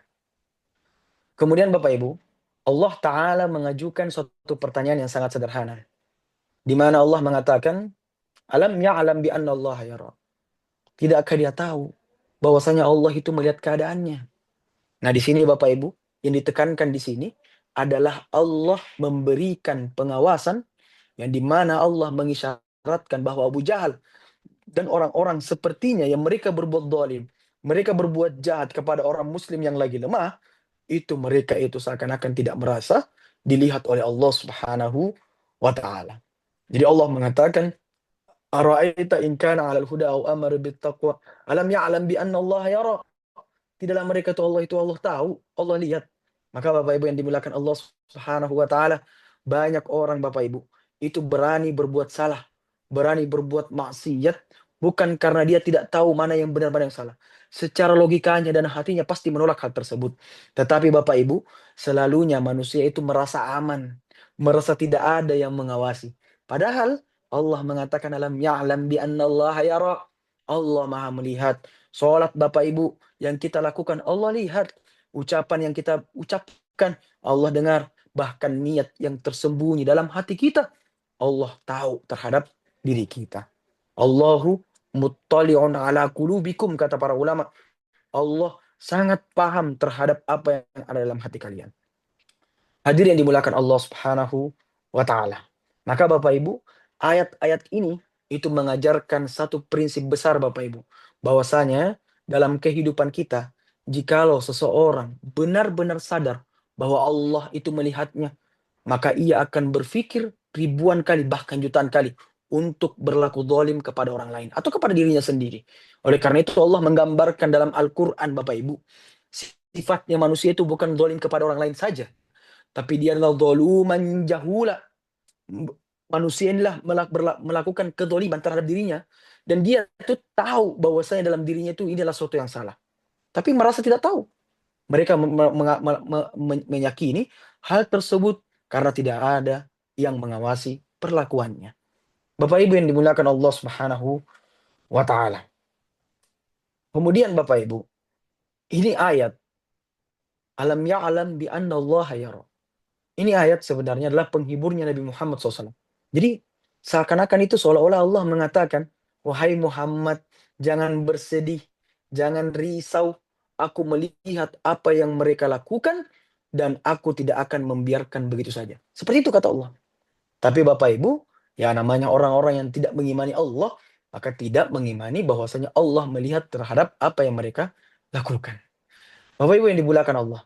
Setelah Allah menggambarkan manusia yang melampaui batas, merasa dirinya cukup, dan Allah menggambarkan dirinya Allah itu melihat terhadap apa yang mereka kerjakan, bahwa kemudian Allah mengatakan, dan Allah berfirman dalam surah ini, kalla la illam yantahi lanasfa'an bin nasiyah, nasiyatin kadhibatin khati'ah, falyad'u nadiyah, sanad'u zabaniyah.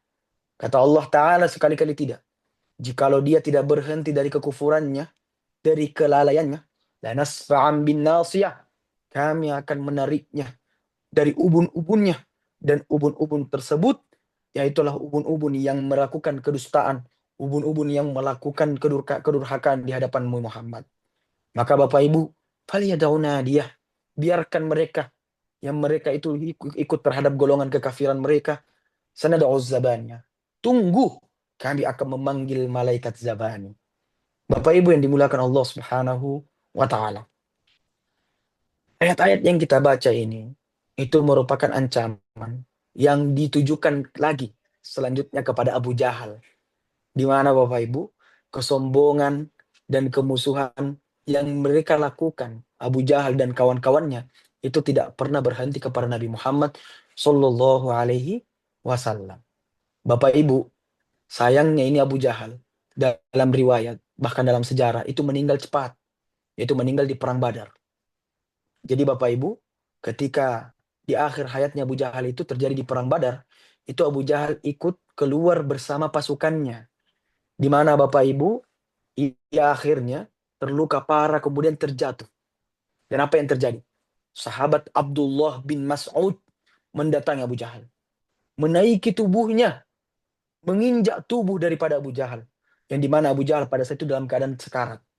Bahkan Bapak Ibu, ketika sudah diambang kematian, sudah mau meninggalnya Abu Jahal, kesombongan yang terjadi pada mereka, Abu Jahal ini, itu tidak padam, tidak hilang.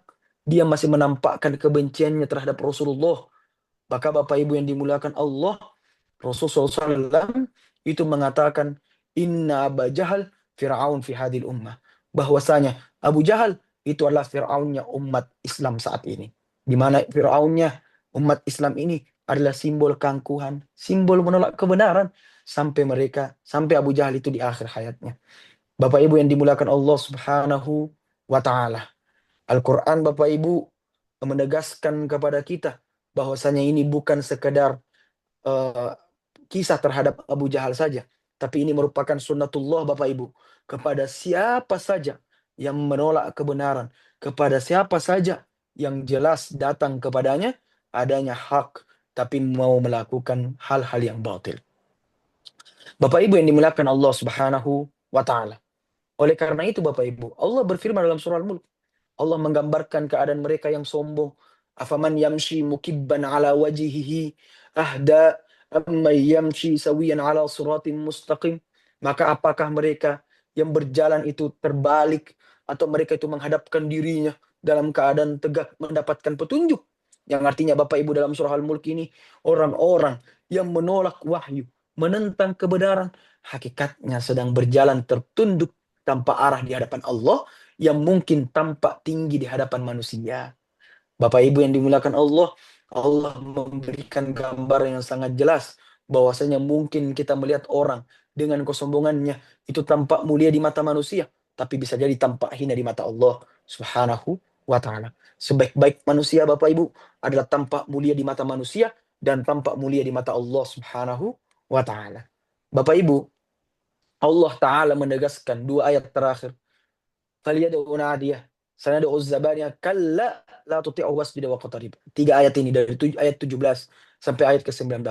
Yang artinya Bapak Ibu, imam-imam atau para ulama tafsir menjelaskan bahwasanya فَلْيَدْعُ نَادِيَهُ, biarkan mereka kembali kepada kaumnya, pengikutnya, kekuatan dunia yang mereka banggakan. سَنَدْعُ الزَّبَانِيَةَ, kata Zabaniyah ini Bapak Ibu digambarkan dalam hadis Nabi SAW merupakan malaikat yang sangat keras, malaikat yang tidak pernah membangkang dengan perintah Allah Subhanahu wa taala. Yu'adzibu fi yaumil qiyamah, yu'adzibu fi finnar, yang mungkin malaikat ini akan menyiksa manusia ketika di neraka nanti. Bapak Ibu yang dimuliakan Allah Subhanahu wa taala. Kalla la tuti'hu wasjud waqtarib. Allah berfirman, jangan engkau patuhi dia. Jangan ikuti, jangan tunduk kepada kezaliman, jangan tunduk kepada ancaman manusia Bapak Ibu. Kenapa Bapak Ibu? Kalau kita takut kepada manusia, wasjud waqtarib. Sujudlah, mendekatlah kepada Allah. Bapak Ibu, inilah jalan kekuatan seorang mukmin. Semakin ditekan dalam hal kebenaran, itu semakin diperintahkan untuk mendekatkan diri kepada Allah. Maka Rasul sallallahu alaihi wasallam bersabda Bapak Ibu, aqrabu ma yakunul 'abdu min rabbih wa huwa sajid. Hal-hal sedekat-dekatnya seorang hamba kepada Tuhannya itu ketika dia sujud kepada Allah, sujud kepada Tuhannya. Bapak Ibu, problema yang ada dalam kehidupan kita ini sekalipun tidak lurus-lurus saja, maka jangan pernah lupa untuk kita sujud kepada Allah. Maka Bapak Ibu yang dimuliakan Allah, Allah mengajak kita bersujud supaya apa Bapak Ibu? Memanggil kita untuk mendekat, memanggil kita untuk Allah Ta'ala memberikan rahmat kepada manusia tersebut. Maka Bapak Ibu, inilah penutup surah Al-Alaq, yaitu adalah surah yang dimulai dengan membaca. Bacalah Iqra, kemudian ditutup dengan wasjud waqtarib, sujudlah, mendekatlah. Artinya Bapak Ibu, ilmu membawa kita untuk mengenal arti kebenaran. Kemudian tak lupa sujud menjaga kita Bapak Ibu untuk tetap kita rendah hati, untuk tetap kita tawadhu di hadapan Allah Ta'ala. Bapak Ibu yang dimuliakan Allah Subhanahu wa taala, dari surah Al-Alaq inilah kita belajar Bapak Ibu bahwa perjalanan manusia itu dimulai dari membaca, kemudian berakhir dengan kita bersujud. Yang artinya Bapak Ibu, yarfa'illahu alladhina amanu minkum walladhina utul ilma darajat, kata Allah dalam surah Al-Mujadilah. Di mana Allah mengatakan Allah mengangkat derajat orang-orang yang di mana manusia itu dengan ilmunya.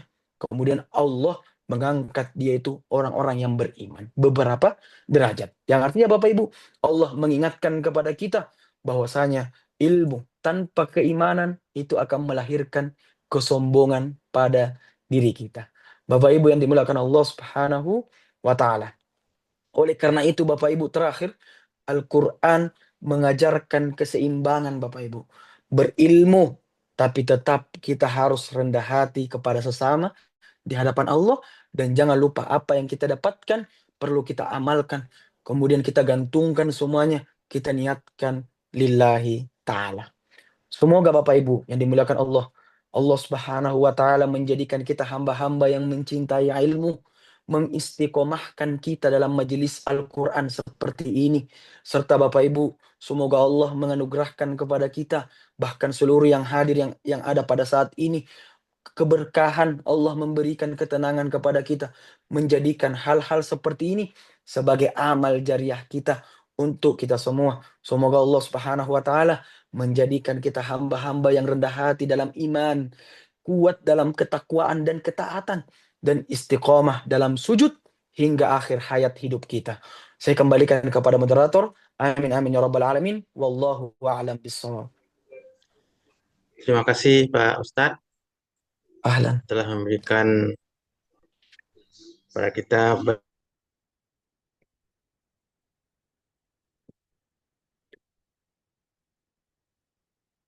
banyak sekali ilmu. Dan kalau ada yang mau bertanya, silakan raise hand atau di room chat.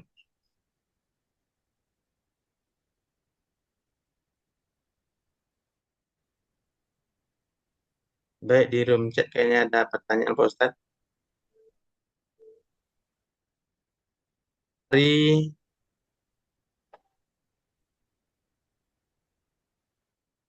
Ya, saya jawab langsung Ustaz atau bagaimana? Sajan Mustika bertanya Pak Ustadz. Ahlan. Langsung saja Pak Ustadz. Boleh Bapak baca dulu gak apa-apa? Oh ya, baik. Pertama, ulama tafsir sepakat 5 ayat pertama surat Al-Alaq itu wahyu yang pertama Allah Subhanahu wa taala menurunkan ke Rasulullah SAW. Ke 96 dan 19 ayat menjadi pertanyaan juga, kenapa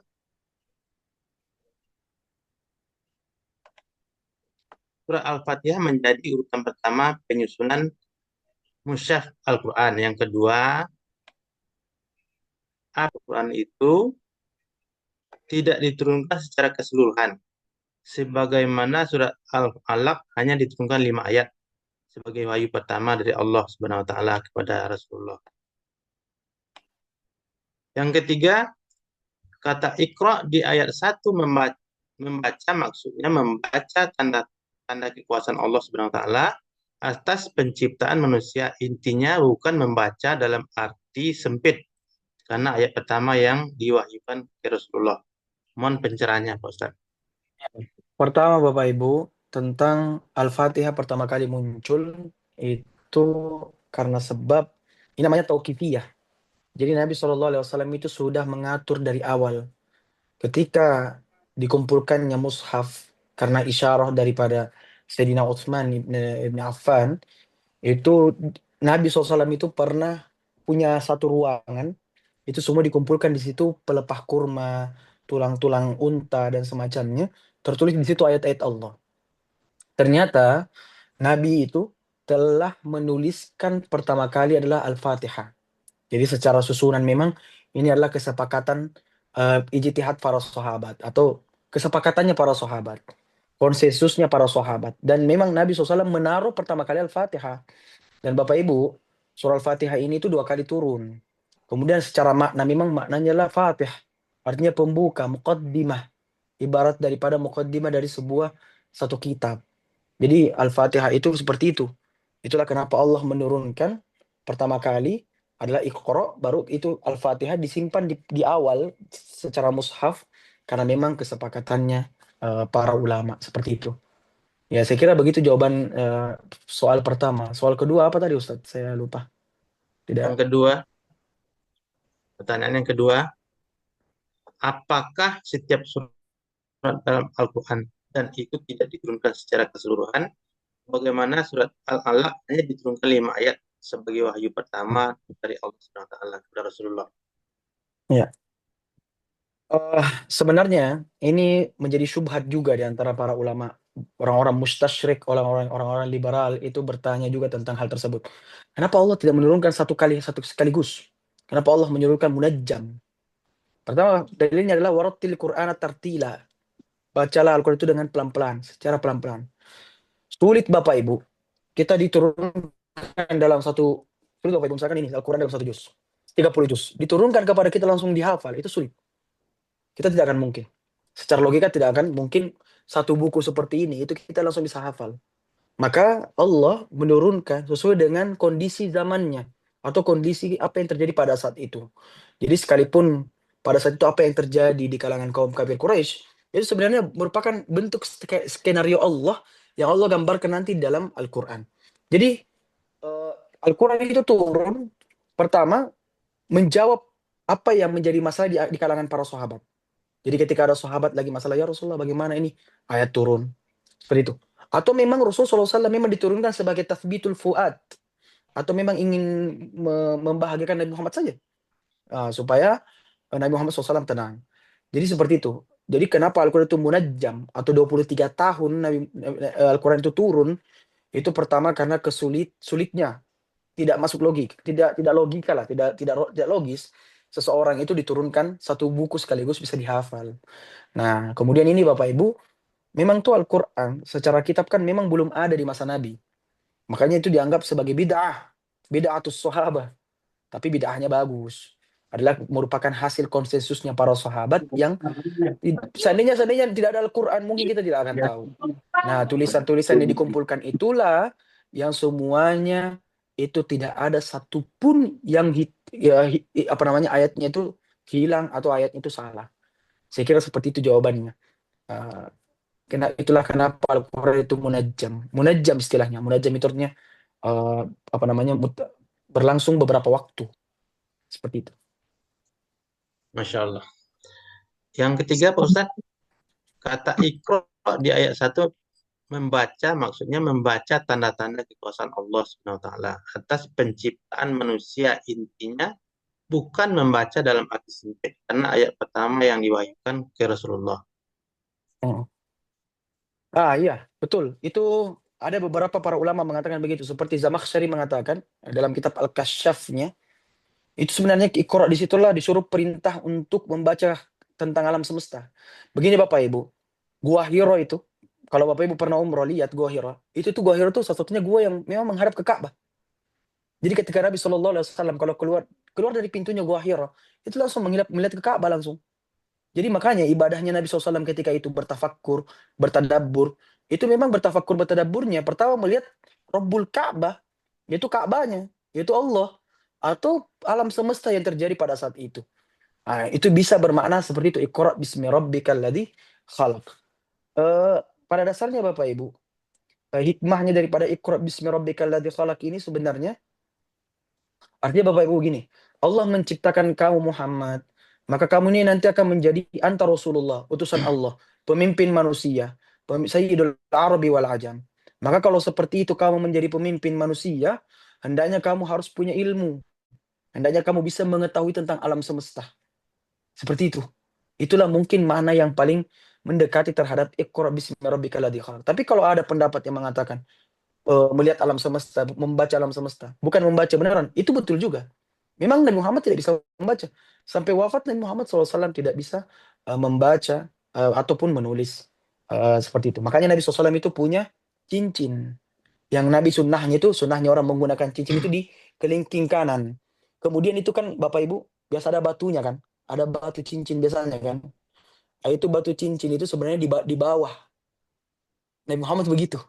Kadang juga Nabi Muhammad di atas. Tapi kebanyakan keadaannya itu Nabi ketika menggunakan khotam atau ketika menggunakan cincin itu dibalik ke dalam. Jadi batunya di dalam sini. Tujuannya apa? Ketika Nabi ingin menstempel surat itu langsung gini. Ini kalau di Syama'il Muhammadiyah. Kalau dalam apa namanya biografi Nabi. Tulisannya di situ Allahu Muhammad Rasul. Seperti itu tulisannya. Bisa juga Rasul Muhammad, Muhammad Allahu Rasul Muhammad. Sebagian juga mengatakan pokoknya nyambung dari atas ke bawah, bawah ke atas. Itu. Jadi makanya kalau ada para ulama itu Bapak Ibu ngelihat cincin Nabi Muhammad itu turunnya ke dalam. Itu merupakan mengikuti sunnah. Jadi hendaknya tuh kalau cincin, kalau laki-laki ya sebaiknya di kelingking. Saya dulu ada tapi hilang. Seperti itu. Assalamualaikum warahmatullahi wabarakatuh, Ustaz. Waalaikumsalam warahmatullahi Waalaikumsalam wabarakatuh. warahmatullahi. Silakan Bu Siti Rasa. Izin bertanya, Ustaz. Eh, Risalah Islam gitu kan dari sejak awal Nabi Adam sampai Nabi Muhammad. Ya. Kemudian turunnya Al-Quran itu kan sejak eh, Nabi Muhammad. Hmm. Eh, Turun Al-Quran itu juga memerintahkan sholat, puasa Ramadan, haji itu pada saat turunnya Al-Quran. Yang ingin saya tanyakan, ibadah sebelum turun Al-Quran tuh yang Nabi lakukan seperti apa, Ustadz? Apakah mereka Nabi itu puasa, sholat, dan pergi haji juga? Tapi mungkin dalam bentuk yang bagaimana? Saya ingin tahu sejarah beliau seperti itu, Ustadz. Oke. Sekian, terima kasih. Assalamualaikum warahmatullahi wabarakatuh. Waalaikumsalam. Waalaikumsalam warahmatullahi wabarakatuh. Jadi ibadah Bapak Ibu itu sudah ada memang dari ajaran Nabi Adam alaihi salam. Ada namanya konsep dalam ilmu tafsir itu nasikh wa mansukh, yaitu ayat menghapus terhadap ayat yang lainnya. Seperti itu juga ajaran Bapak Ibu. Dulu di zamannya Nabi Allah Adam itu boleh menikah saudara karena memang darah manusia. Ini kesepakatan para ulama ya. Di luar kita berbicara tentang sejarah yang sebenarnya. Tapi ini sejarah Islam aja. Bahwasanya ketika Nabi Adam punya syariat, ya seperti itu dia baca. Seperti itu yang dia lakukan, yaitu boleh menikahi antara saudara karena untuk melahirkan keturunan. Muncul Nabiullah Nuh alaihissalam, kemudian Nabiullah Musa. Munculnya Nabi Musa, datanglah Taurat. Taurat mengganti dan mengharamkan bolehnya menikah terhadap saudara sendiri. Ini namanya menasakh, menghapus. Nah, ibadah-ibadah yang ada dalam Islam, termasuk haji, puasa, sholat, itu semua adalah ibadah yang memang sudah ada dari dulu. Cuman, di zaman kafir Quraisy, banyak yang tidak mengerjakan hal tersebut. Mereka menyembah kepada berhala. Kemudian sholat itu sudah tidak ada lagi. Ya, yang masih ada, yang masih apa namanya, terwariskan itu adalah ibadah haji. Itu pun ibadah hajinya masih mereka menaruh berhala di antara Sofa dan Marwah. Makanya kenapa di dalam Al-Quran itu Inna Safa wal Marwata min sya'airillah faman hajjal baita wa i'tamara fala junaha alaih. Siapa yang berjalan dari Sofa ke Marwah, baik itu dia haji dan umroh, itu fala junah, nggak apa-apa, nggak dapat dosa. Karena waktu itu sejarahnya antara Safa dan Marwah itu ada berhala yang mereka taruh. Jadi ibadah hajinya pun sudah rusak. Artinya sudah bergabung dengan berhala yang mereka buat. Nah, makanya Allah mengatakan juga dalam Al-Quran, puasa misalkan. Kama kutiba ala ladina min qablikum. Sebagaimana diwajibkan kepada kalian itu min qablikum. Dari orang-orang sebelum kalian. Nabi Isa diriwayatkan itu berpuasa.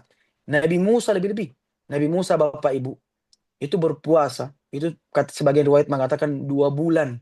Tapi juga sebagian riwayat bukan Ramadan, tapi di Muharram. Mereka berpuasa full di Muharramnya. Nah, itulah eh, Nabi Muhammad SAW mengurangi, menjadikannya menjadi sunnah puasa Muharram, kemudian diubah menjadi di puasa Ramadan. Ini semua karena membedakan juga dari agama sebelumnya dan menasakh. Jadi terjadi konsep menghapus terhadap ajaran-ajaran sebelumnya.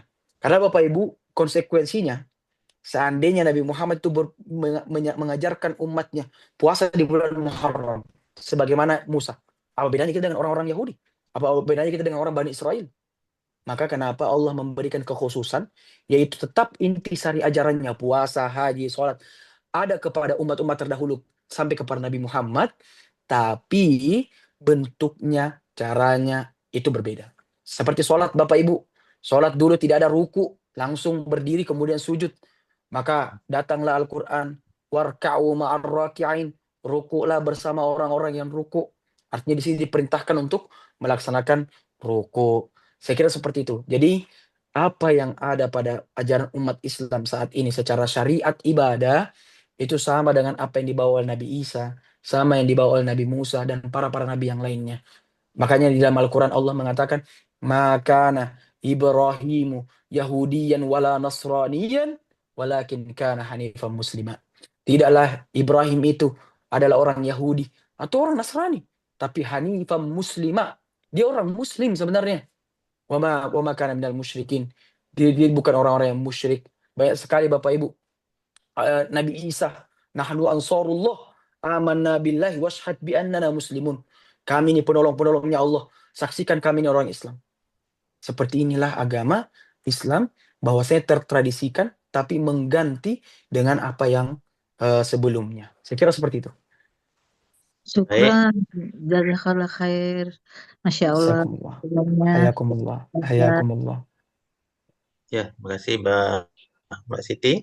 Di room chat ada pertanyaan Pak Ustadz dari Sahjan Hajah Marwa. Assalamualaikum.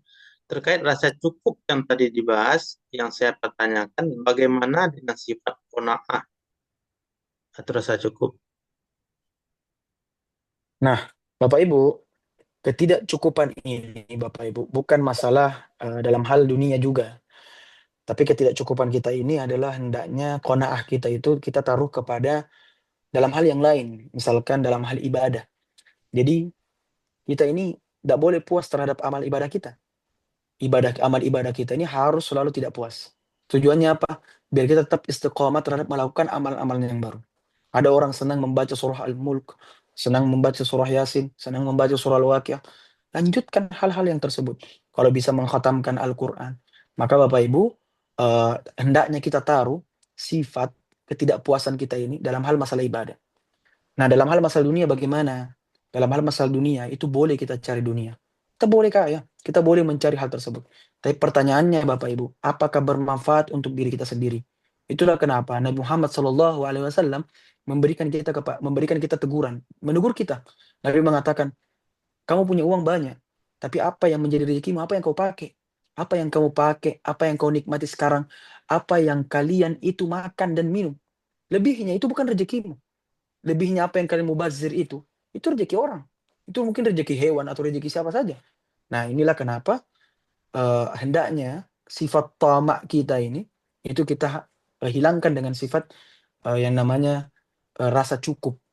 Jadi cukup dengan apa yang kita punyai.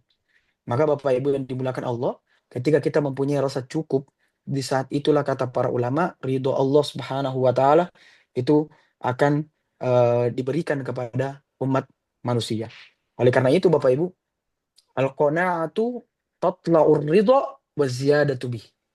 Sifat rasa cukup ini itu bisa menampakkan keridhaan Allah plus Allah Subhanahu wa taala memberikan tambahan keridhaannya terhadap orang yang memiliki sifat rasa cukup itu sendiri. Saya kira seperti itu. Masya Allah. Baik, eh, masih ada yang mau bertanya langsung? Di room chat sudah tidak ada pertanyaan. Cukup, Sajan ya? Baik, Pak Ustadz. Mohon mungkin Ah, Pak Ketum ada yang disampaikan? Cukup udah. Cukup. Yang lain udah cukup ya. Eh, ya, baik Pak Ustadz. Kami mohon mungkin kita berdoa bersama dipimpin Pak Ustadz. Bapak Ibu yang dimuliakan Allah Subhanahu wa taala, mari kita menundukkan sejenak berhadap di hadapan Allah Subhanahu wa taala, mengharapkan keridhaannya, mengharapkan keimanannya, mengharapkan ketakwaan kita kepada Allah Subhanahu wa taala. Semoga apa yang kita lakukan pada hari ini berniat pahala di sisi Allah Subhanahu wa taala, melipat gandakan dengan niat agama Allah Subhanahu wa taala. Allahumma ftah lana futuhal arifina bik. Allahumma faqqihna fid din wa 'allimna ta'wil. Allahumma a'izzal islam wal muslimin. Allahumma Amin. ansurna Allahumma ansurna ikhwanana fi Sumatra. Allahumma a'izzahum. اللهم دمر أعداء الدين ودمر أعداء دولتنا. اللهم يا ربنا اجعل لنا القرآن شفيع قلوبنا ربيع قلوبنا يا رب العالمين. ربنا آتنا في الدنيا حسنة وفي الآخرة حسنة وقنا عذاب النار. وصلى الله على سيدنا محمد والحمد لله رب العالمين. Amin. Amin. Amin ya rabbal alamin. Jazakallah khairan kasiran ya Pak Ustadz. Mudah-mudahan apa yang telah kita terima dari Pak Ustadz bisa kita amalkan dalam kehidupan sehari-hari dan menambah istiqomah kita untuk terus belajar dan belajar lagi. Demikian tafsir kita pagi hari ini. Tadi kita buka dengan bismillah, kita tutup dengan alhamdulillah dan istighfar 3 kali. Astagfirullahaladzim, astagfirullahaladzim, astagfirullahaladzim. Dan doa kafaratul majlis. Subhanakallahumma wa bihamdika asyhadu an la ilaha illa anta astaghfiruka wa atubu ilaik. Terima kasih Pak Ustadz dan sahajan semua yang sudah hadir pada pagi ini. Saya sebagai moderator mohon maaf kalau ada salah atas kekurangan saya selama ini. Dan saya tutup dengan billahi taufiq wal hidayah. Wassalamualaikum warahmatullahi wabarakatuh.